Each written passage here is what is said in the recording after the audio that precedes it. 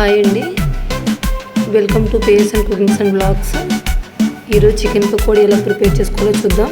ముందుగా వాష్ చేసుకుని చికెన్ తీసుకొని దాంట్లో టేస్ట్కి సరిపడా సాల్ట్, కొద్దిగా పసుపు వేసుకొని టేస్ట్కి సరిపడా కారం,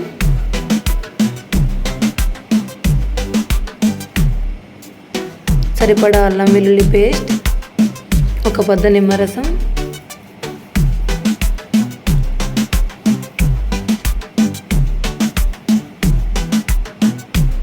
టూ టేబుల్ స్పూన్స్ పెరుగు వేసుకొని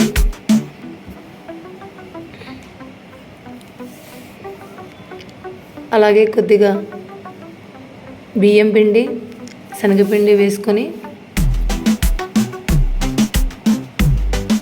చికెన్ ముక్కలకి బాగా పట్టేలాగా ఈ మసాలా మొత్తాన్ని కలుపుకొని ఒక 2 minutes కలుపుకోవాలండి. ఈ మసాలా మొత్తం చికెన్ పీసెస్కి బాగా పట్టాలి.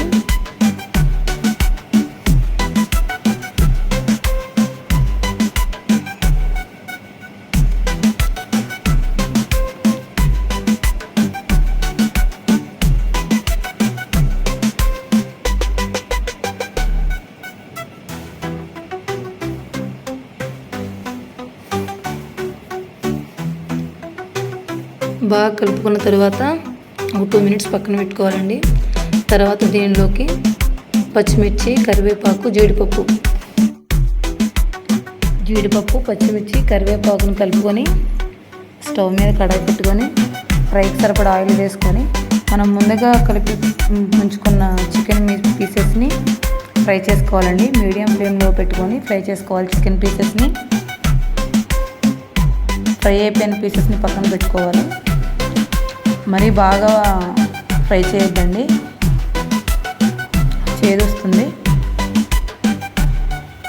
ఈవినింగ్ స్నాక్ ఐటమ్ లాగా తినడానికి 2 minutesలో ప్రిపేర్ అయ్యే చికెన్ పకోడీ రెడీ అండి.